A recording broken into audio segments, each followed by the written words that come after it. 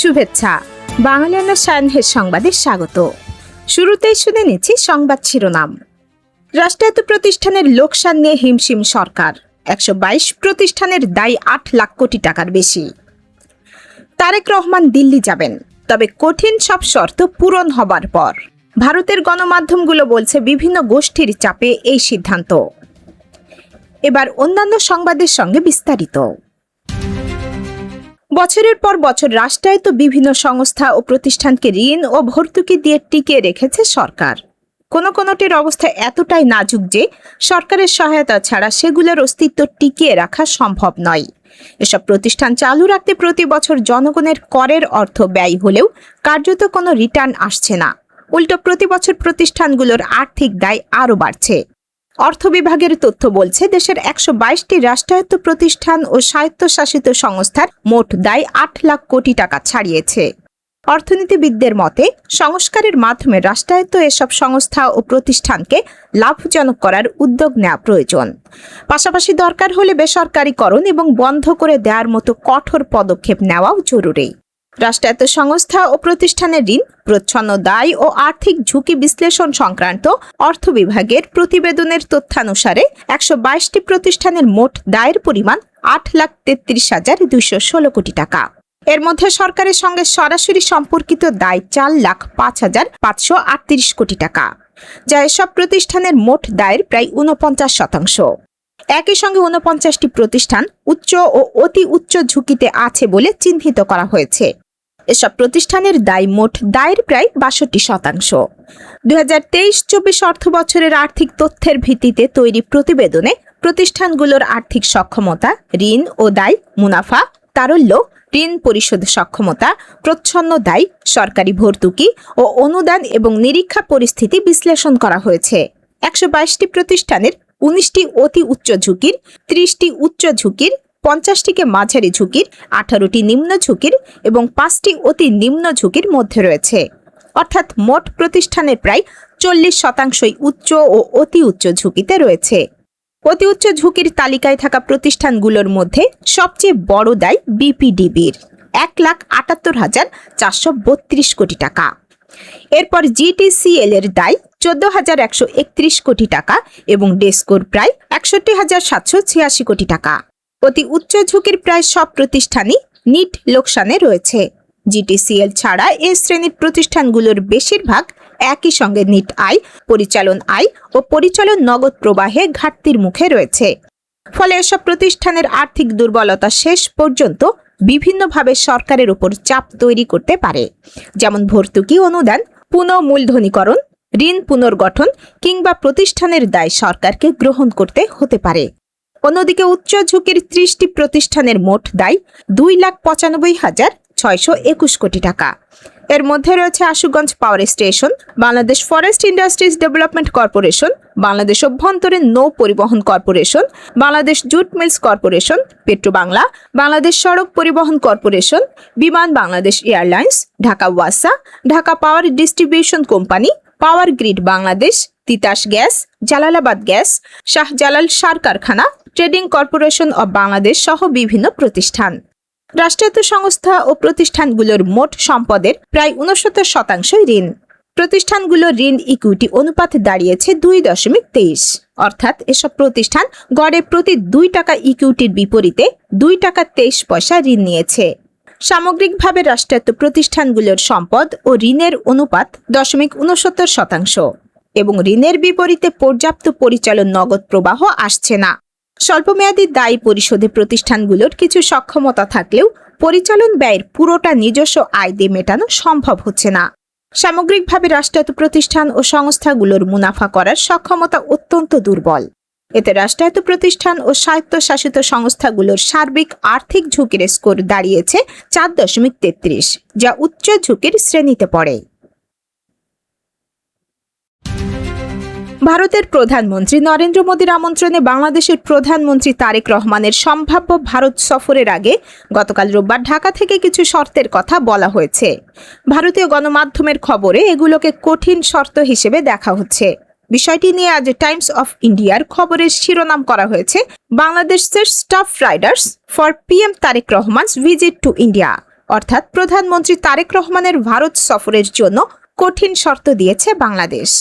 আর Indian এক্সপ্রেসের খবরের শিরোনাম করা হয়েছে সেন্ড শেখ হাসিনা ব্যাক, বাংলাদেশের red line for PM Rahman's visit, অর্থাৎ শেখ হাসিনাকে ফেরত পাঠাও, প্রধানমন্ত্রী রহমানের সফরের জন্য বাংলাদেশের চূড়ান্ত সীমারেখা।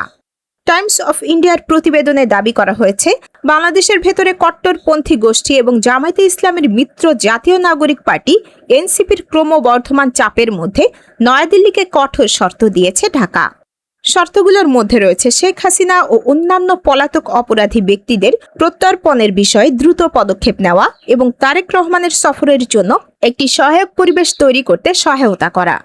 প্রতিবেদনে বলা হয়, কূটনৈতিক মহলের অনেকেই এ ঘটনাকে বিরোধী পক্ষগুলোর কঠোর শর্ত দেওয়ার দাবির কাছে সরকারের আত্মসমর্পণ হিসেবে দেখছেন।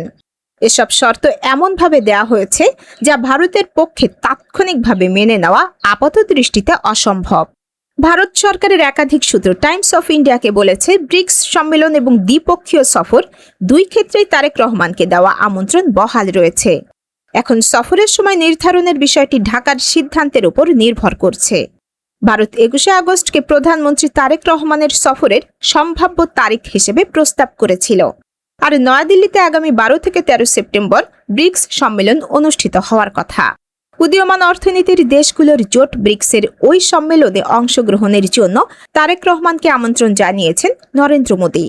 টাইমস অফ ইন্ডিয়ার প্রতিবেদনে বলা হয়েছে, চলতি সপ্তাহে বাংলাদেশের পররাষ্ট্র মন্ত্রণালয়ের সর্বশেষ বিবৃতির ফলে তারেক রহমানের দ্বিপক্ষীয় সফরের সম্ভাবনা কার্যকর অর্থে বাতিল হয়েছে। ওই সফর নিয়ে আলোচনা চলছিল।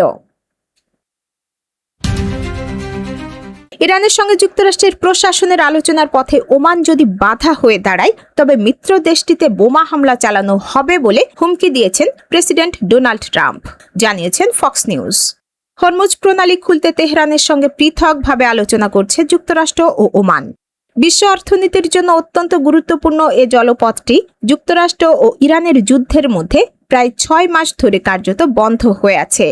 ফক্স নিউজের এক সাংবাদিক জানিয়েছেন, ফোনে একটি সাক্ষাৎকার দেওয়ার সময় মার্কিন প্রেসিডেন্ট ওমানকে হুমকিটি দেন, সঙ্গে অশ্রাব্য ভাষায় গালাগালিও করেন। সোমবার এর আগে ইরানি কর্মকর্তারা জানান তারা ওমানের সঙ্গে একটি চুক্তি চূড়ান্ত করার কাছাকাছি রয়েছেন। এদিকে যুক্তরাষ্ট্র ও ইরানের মধ্যে স্বাক্ষরিত সমঝোতা স্মারক MOU মেয়াদোত্তীর্ণ হতে চললেও দুই পক্ষের মধ্যে আলোচনার ভবিষ্যৎ অস্পষ্ট হয়ে রয়েছে। ক্রমবর্ধমান সংঘাত সহিংসতার মাঝে মানুষের সহায়তার পাশে দাঁড়াতে গিয়ে বিশ্বজুড়ে গত বছর অন্তত 350 জন দাতব্য কর্মী নিহত হয়েছেন। এই কর্মীদের বৃহৎ একটি অংশ প্রাণ হারিয়েছেন গাজা ও সুদানে। 17 আগস্ট এই পরিসংখ্যান প্রকাশ করে মানবিক সহায়তা কর্মীদের উপর হামলার ঘটনাকে কোনোভাবেই গ্রহণযোগ্য নয় বলে অভিহিত করেছে জাতিসংঘ। তবে এই প্রাণহানির সংখ্যা 224 সালের চেয়ে কিছুটা কম। ওই বছর বিশ্বজুড়ে 377 জন ত্রাণকর্মী প্রাণ হারিয়েছিলেন বলে জানিয়েছে সংস্থাটি। বিশ্ব মানবতা দিবস উপলক্ষে প্রকাশিত এক বিবৃতিতে জাতিসংঘের মানবিক সহায়তা সমন্বয় বিষয়ক সংস্থা OCHA এই তথ্য জানিয়েছে। গবেষণা ও পরামর্শক সংস্থা হিউম্যানিটেরিয়ান আউটকামসের জরিপের বরাত দিয়ে ওই পরিসংখ্যান তুলে ধরেছে OCHA। সংস্থাটি বলেছে, টানা তৃতীয় বছরের মতো দাতব্য কর্মীদের জন্য সবচেয়ে বিপজ্জনক স্থান হয়ে ওঠা গাজাতেই কেবল নিহত হয়েছেন প্রায় 186 জন কর্মী। এর পরপরই দ্বিতীয় সর্বোচ্চ 71 জন ত্রাণকর্মী প্রাণ হারিয়েছেন আফ্রিকার দেশ সুদানে।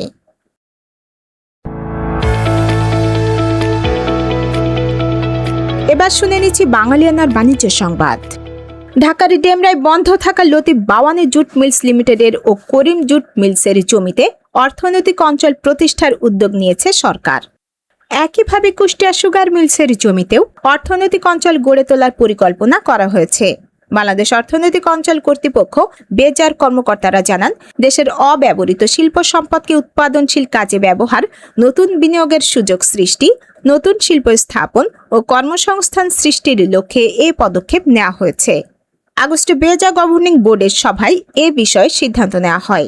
সংশ্লিষ্ট 3 প্রতিষ্ঠানের জমি বেজার কাছে হস্তান্তরের মাধ্যমে সেখানে অর্থনৈতিক অঞ্চল প্রতিষ্ঠা ও বিনিয়োগ কার্যক্রম সম্প্রসারণের প্রয়োজনীয় পদক্ষেপ নেওয়া হবে। কর্মকর্তারা জানান, বিনিয়োগ বান্ধব শিল্প পরিবেশ তৈরি করতে প্রস্তাবিত অঞ্চলগুলোতে অভ্যন্তরীণ সড়ক যোগাযোগ, গ্যাস, বিদ্যুৎ ও পানি সরবরাহ সহ প্রয়োজনীয় অবকাঠামো উন্নয়ন করতে হবে।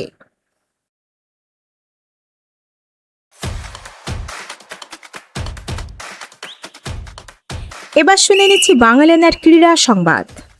ডারউইন টেস্টে জিতে অস্ট্রেলিয়ান ক্রিকেটকে কি একটা ধাক্কাই না দিয়েছে বাংলাদেশ। 9 উইকেটে বাংলাদেশের সে জয়ের অনেক রকম প্রতিক্রিয়ায় দেখা যাচ্ছে। অস্ট্রেলিয়া জাতীয় দলের তীব্র সমালোচনা চলছে। ম্যাকাইয়ে দ্বিতীয় টেস্টের জন্য অস্ট্রেলিয়ার স্কোয়াড থেকে বাদ পড়েছেন ওপেনার জ্যাক ওয়েদারাল্ড।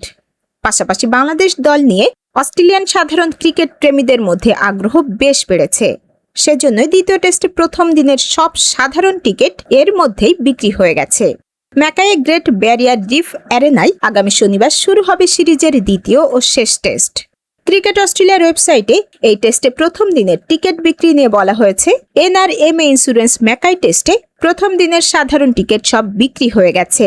বাংলাদেশের বিপক্ষে এই ম্যাচ দিয়ে অস্ট্রেলিয়ার 12তম টেস্ট ভেন্যু হিসেবে আত্মপ্রকাশ করবে ম্যাকাইয়ের গ্রেট ব্যারিয়ার রিফ অ্যারেনা। এই স্টেডিয়ামের আসন সংখ্যা 10,000।